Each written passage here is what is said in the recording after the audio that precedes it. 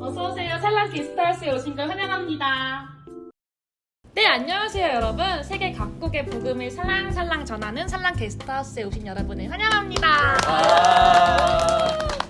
저는 살랑 게스트하우스의 사장 이다혜, 매니저 하성규입니다. 디모데후서 4장 2절 말씀, 너희는 말씀을 전파하라. 때를 얻든지 묻었든지 항상 힘쓰라 하는 말씀을 삶으로 살아내고 계시는 6분의 선교사님들을 이 자리에 모셨습니다. 이야기를 한번 나눠보려고 하는데요. 함께 나눌 이야기들을 생각하니까 벌써 신이 나는데요. 네, 그렇다면 저희가 오늘 모신 선교사님들이 어떤 분들이신지 소개를 해봐야겠죠. 근데 그냥 하면 재미없으니까 저희가 선교사님들께서 각각 준비해주신 인사말이나 소품들로 가지고 어떤 나라의 선교를 다녀오셨는지 맞춰보는 걸로 한번 해보려고 합니다. 괜찮으실까요? 네. 그러면 먼저 하늘자매님부터 소개 부탁드려요. 안녕하세요. 저는 13줄기 김하늘입니다. 저는 어디로 선교를 갔다 왔을까요? 선교지에서 가지고 온 물건인데 십자가인가요? 십자가인데 꼬부랑 글씨가 써 있습니다.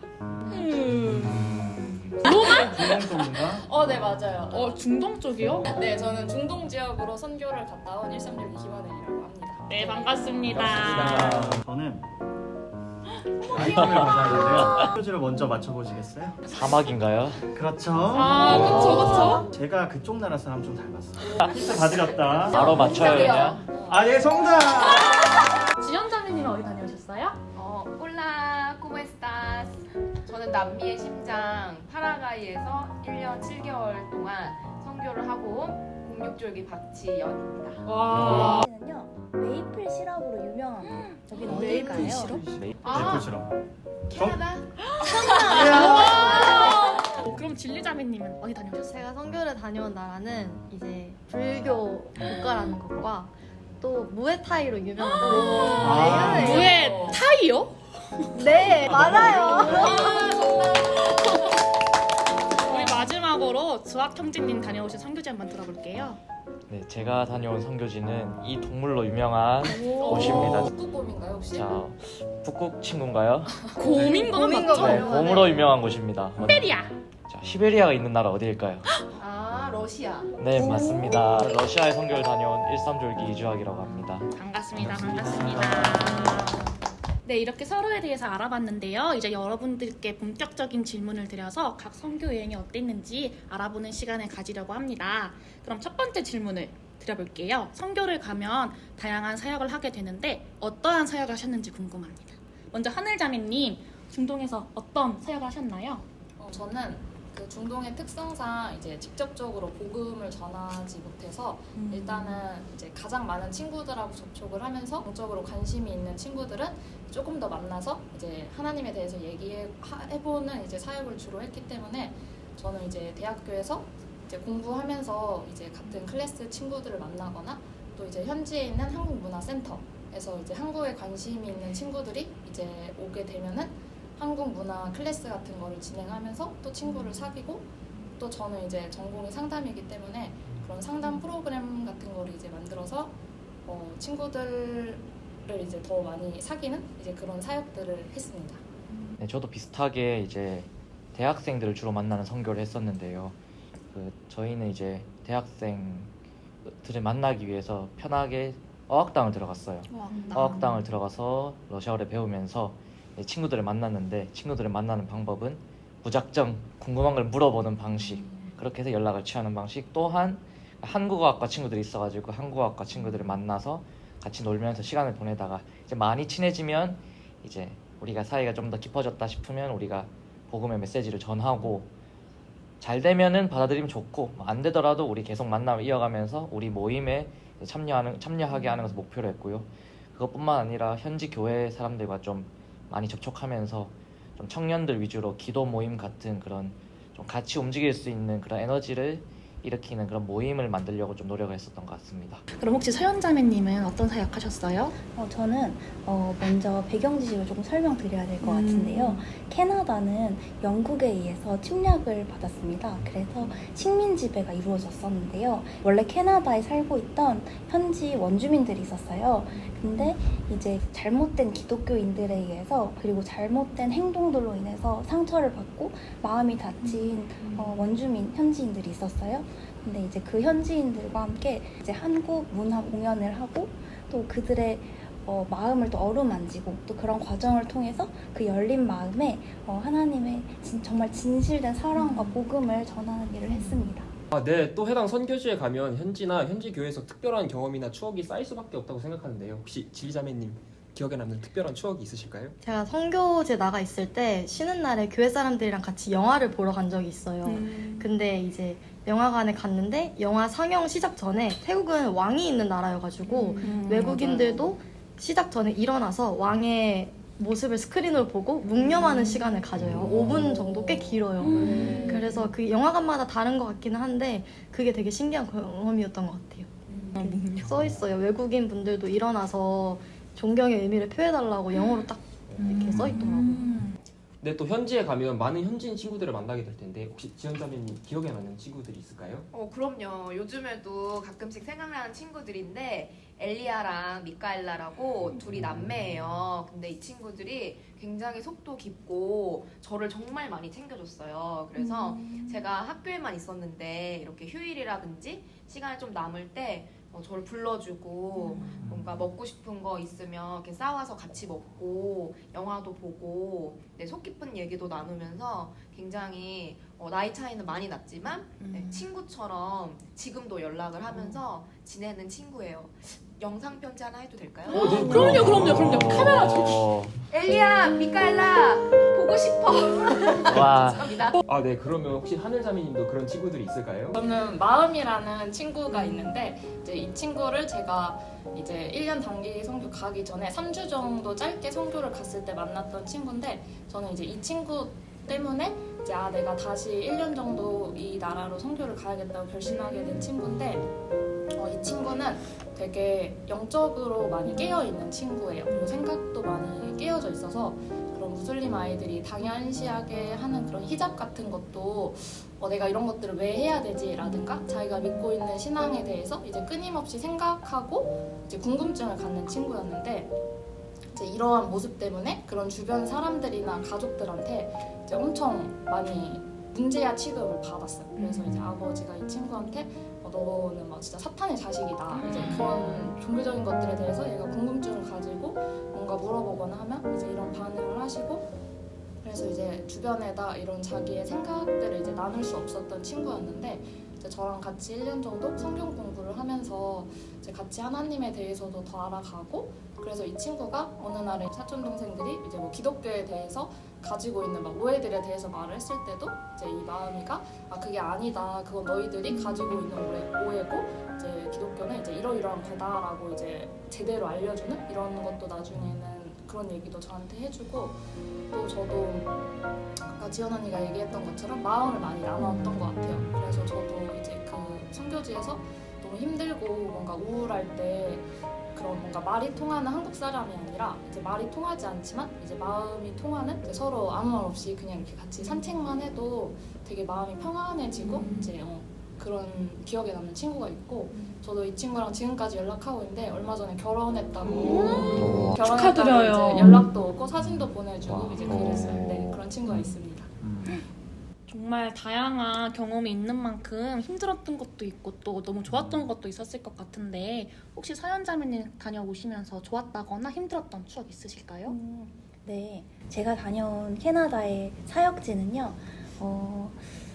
그 현지인들이 어느 곳에 살고 있냐면 한 마을을 가려면 적게는 한 5시간, 많게는 10시간, 13시간 이렇게 걸려서 깊숙이 들어가야 해요. 그 이유는 그 당시 식민 지배를 받았을 때 그 당시 영국인들이 정말 다시 이게 도심으로 나올 수 없는 깊숙한 그런 환경에 그들을 두었거든요.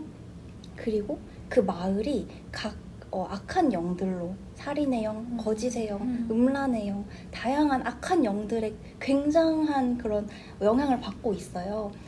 토속신앙이나 무속신앙, 미신 이런 게 엄청 가득하거든요. 근데 이제 그렇기 때문에 더욱더 영적으로 그리고 정말 하나님만을 전적으로 신뢰할 수밖에 없었던 그런 환경이었어요. 그래서 오히려 그런 이유 때문에 더 하나님과 함께 하나님만 의지할 수 있는 그런 시간이 아니었나. 그래서 더 좋았던 것 같기도 합니다. 네, 저도 그 파라과이에 저는 처음에 갔을 때 그 학교에서 이제 머물고 있었어요. 근데 워낙 남미는 치안이 위험하다 보니까 학교에서만 지냈거든요. 처음 3개월은. 그래서 밖에 나가지도 제대로 못하고 학교에서 숙식하고 아이들을 또 만났는데 제가 MBTI가 E예요. 사람들을 만나야지 에너지를 받는데 알죠. 그러지 못하다 보니까 좀 그런 부분들이 많이 힘들었던 것 같아요. 근데 아까 말씀드렸던 엘리아나 미카엘라 그리고 그 외에 우리 학생들이 또 이렇게 빨간 날에 또 불러줘서 밖에 이제 같이 센트로 이렇게 쇼핑도 하고 구경도 하면서 그때 이후로는 또 선교사님께서 많이 또 허락을 해주셔가지고 좋은 시간을 또 보내서 그렇게 또 사람들이랑 같이 지냈던 게 또 되게 기억에 많이 남는 것 같아요. 그러셨군요. 일단은 사실 저는 혼자 갔어요. 그냥 거기서 오라고 하지도 않았는데 그냥 제가 간다고 해서 갔어요. 거기서 저를 필요로 하지도 않았는데 제가 그냥 간 거고 역시나 이제 갔는데 굉장히 외롭더라고요. 일단 7시 이후에 전기가 안 들어오기 때문에 혼자 할 게 없어요. 핸드폰은 뭐 데이터는 돈 내야 되지, 불도 다 꺼져 있지, 나가도 뭐 슈퍼 같은 데도 없고. 그러니까 이제 제가 혼자 찬양을 부르고 그때 카리스에 계신 형께서 찬양을 몇 개 보내줬거든요. 그러니까 치지도 못하는 기타를 치면서 혼자 막 제가 치면서 혼자 찬양하고 또 성경을 읽고 있어요. 할 게 없으니까. 그래서 오히려 제가 선교를 갔지만 처음에는 제가 선교를 당하면서 오히려 좀 그때 좀 마음이 단단해지면서 네가 선택한 거고 넌 이미 축복을 받아서 왔기 때문에 네가 견뎌야 돼 이라고 표현하게 되는데 외로움이 가장 컸던 것 같아요. 초반에. 또 외로움 너무 힘들죠. 정말 하나님의 은혜 없이는 절대 내 힘으로 할 수 없는 게 선교인 것 같아요. 그럼 큰 결심을 하고 온 만큼 선교지에 오기 잘했다고 하는 순간 하늘자매님 혹시 있으실까요? 저는 선교지에서 지금 내가 있는 이 땅이 천국이다라고 느낀 적이 있었는데 그때 좀 선교 오길 잘했다 이런 생각을 했었던 것 같아요. 그래서 그게 뭐 특별하게 큰 좋은 사건이 있어서가 아니라 그냥 매일매일 평범한 이제 뭐 친구들 만나고 하나님과 교제하고 이제 뭐 그랬던 날인데 어느 날은 여기가 되게 지금 내가 천국에 와 있는 것 같다 이런 생각이 들더라고요. 그래서 어떻게 이렇게 느낄 수 있지라고 생각을 해봤을 때 저는 천국이라는 게 이제 죽어서 가는 곳이라고 생각을 했었는데 그때 선교지에서 처음 천국이란 여기에 교회도 많이 없고 그리스도인들도 많이 없는데 그냥 하나님이 나와 함께 계시는 곳이 천국이구나라는 생각을 하면서 그럼 이 무슬림 땅도 천국이 될 수 있겠다 이런 생각이 많이 들었던 것 같아서 그때 이제 선교지에 오길 너무 잘했다 이런 것들을 경험할 수 있어서 너무 좋다라는 생각을 했던 것 같습니다. 네, 저도 이제 막 특별하게 이때다라는 순간이 그렇게 많진 않지만 그래도 1년 가까이 사역을 하면서 일단은 먼저 많은 친구들과 소통할 수 있었던 게 좋았는데 친구들과 소통하는 게 그냥 물론 기독교에 대한 이야기를 많이 할 수는 없었지만 제 마음이 복음을 품고 그 친구들을 대할 수 있었다는 게 제 마음의 큰 변화였었던 것 같고요. 그리고 내가 또 생각지도 못한 곳에서 하나님을 또 예배하는 사람들이 많다는 걸 느꼈던 게 좀 감사했던 것 같아요. 개인적으로는 좀 하나님을 여유롭게 조금 계속해서 묵상하려고 노력했지만 그만큼 선교라는 목적을 가지고 왔기 때문에 좀 더 치열하게 좀 만나려고 노력했었던 순간들이 좀 좋았었던 것 같습니다. 또 선교를 가면 복음 전파가 1순위가 돼야 되겠지만 또 여행도 다니고 맛있는 것도 먹고 그러잖아요. 혹시 지원자매님 중요하죠. 기억에 남는 여행지나 맛있는 음식이 있을까요? 할 말이 많은데 짧게 좀 하겠습니다. 밤새야 돼, 밤새야 돼. 거기는 이제 제가 있었던 파라과이는 남미의 심장이거든요. 그래서 마음만 먹고 시간만 있으면 버스로 그 남미를 다 도를 수가 있어요. 그래서 파라과이는 이제 파라과이와 브라질과 아르헨티나 요 사이에 이과수 폭포 혹시 들어보셨나요? 네네. 네, 거기 폭포가 있어요. 그래서 버스로 이제 터미널에서 버스를 타고 또 버스가 까마라고 해가지고 침대거든요, 스페인어로. 그래서 침대처럼 이렇게 쓸 수가 있어서 한 10몇 시간 버스 타고 가면 그 폭포에 도착할 수가 있어요. 그래서 그 이과수 폭포 추천드리고요. 그리고 난민 엠파나다라고 해가지고 우리나라 만두 같은 건데 좀 군만두 같은 건데 그 안에 치즈도 들어있고 맛있는 게 너무 많아요. 맛있는 그래서 거에 맛있는 가격도 싸고 네, 그것도 추천드리고 브라질 바베큐 혹시 네, 브라질 바베큐 해가지고 이렇게 쇠꼬챙이에 고기가 이만큼 네, 달려서 쓱쓱 썰어줘요. 계속 케밥인가요? 나와요. 네, 그래서 저도 비싸서 많이 못 먹고 이제 선교지에서 누가 이렇게 초대해 주시면 한번 가봤는데 정말 브라질 레스토랑에 추천드립니다. 혹시 준석 형제님은 있으신가요? 일단 몽골하면 양고기 아시죠? 그렇죠, 한데 그렇죠. 그 포인트가 이제 거기는 그 다리를 주면 다리가 이만해요. 제가 거짓말! 이만해요. 예. 네. 그리고 그 무슨 쇠 통에 야채 이런 거 깍두기 썰기 해서 안에서 찌거든요. 야채를 넣는 이유는 그 양고기 잡내를 제거하기 위해서 하는 건데 그래서 그 양고기 거기서 쪄먹는 바로 꺼내서 먹는 양고기가 진짜 맛있고요. 여러분 너무너무 아쉽지만 벌써 마지막 질문을 드려야 할 때가 온 것 같습니다. 마지막 질문을 드리도록 할게요. 선교를 갔었을 때 당시 어떤 마음이었는지 또 현재는 선교를 향한 마음을 어떻게 가지고 계신지 궁금한데요. 먼저 서연 자매님의 선교 당시의 마음 그리고 지금 현재의 마음은 어떠신가요?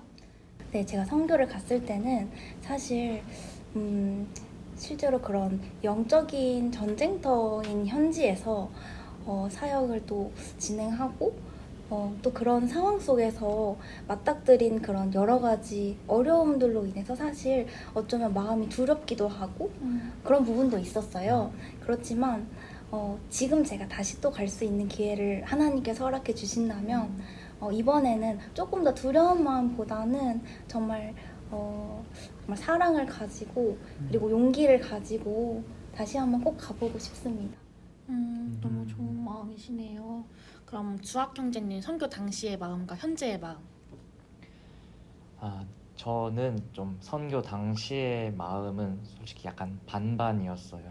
선교를 가고 싶지만 그때는 조금 해외를 가고 싶다는 마음도 조금 있었고 나 자신의 그냥 신앙의 성장의 기회를 삼고 싶다라는 그런 선교보다는 개인적인 욕심도 있었고 하지만 선교 사역에 참여해보고도 싶다라는 그런 복잡한 마음을 가지고 도전했었는데요.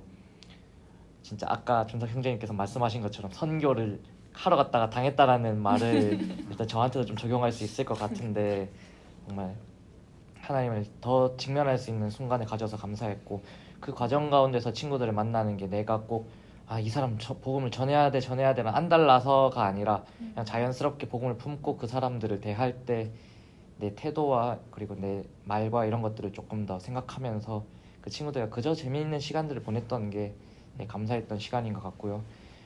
선교를 지금 나가는 것도 좋지만 한국에서 내가 가지고 있는 능력으로 뭔가를 할 수 있는 게 있을까 더 찾아보려고 열심히 노력하고 있습니다.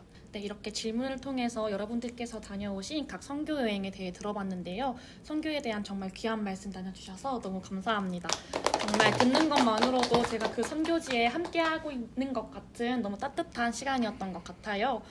네, 저도 이렇게 들으니까 그동안 잊어버렸던 선교에 대한 열정이 생기는 것 같네요. 정말 좋은 시간이었습니다. 네, 다들 너무 수고해 주셨는데 다들 어떠셨는지 소감 한마디씩 여쭙고 마무리해보도록 하겠습니다. 먼저 하늘자매님부터 오늘 어떠셨나요?